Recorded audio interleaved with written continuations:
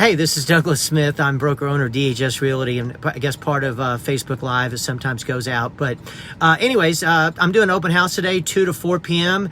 at 2550 Belmead. It's off of Willowgate and Belmead and Carrollton. We have did an open house yesterday, 2 to 4. It's a shadowing event, so agents can come from our firm and learn how to do an open house the right way. We'll be there again today, 2 to 4. Again, it's at 2550 Belmead. Anybody's welcome to come out. Actually, what I've done is yesterday we had over 100 people that came in, and I had agents that came, worked everybody that came in as a client. I took no one as a client myself, and that's what I'm trying to do today. So today is going to be the second day of the open house, 2 p.m. to 4 p.m. And also just remember that even though fall's around the corner, it's always good to continue to water your foundation every 3 days for about 10 minutes in the evening, because we have a lot of soil that has clay in it, and it gets porous and then evaporates when it's 100 degrees the next day.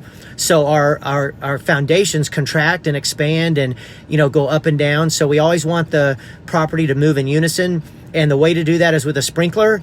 And if you don't have a sprinkler, don't fret. Go to Home Depot or Lowe's, buy a $1.99 Y connector, screw it on your faucet outside. It makes 2 faucets, and buy 2 soaker hoses, S-O-A-K-E-R. That's how it's pronounced, soaker hose, not soca.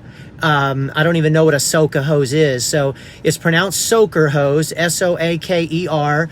Go to the lawn and garden area. They're about $40 each, and you put them about 5 to 10 inches away from the foundation. And the goal is every evening about 10 p.m., turn it on and let just water seep into the soil for about 20 minutes every third day, and then once a week in the winter in the evening about 10 p.m. And that way our soil is not shocked when we have these droughts or when we have these flash floods.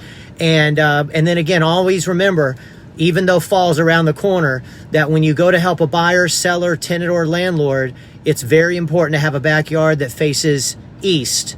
Some part of the backyard faces east, and preferably whatever jets out on the back of the house is on the farthest west side of the property line, thereby creating a shade on the east side where you'll have a breeze. Y'all have a great day, and those are my little tips for the day, and go get some.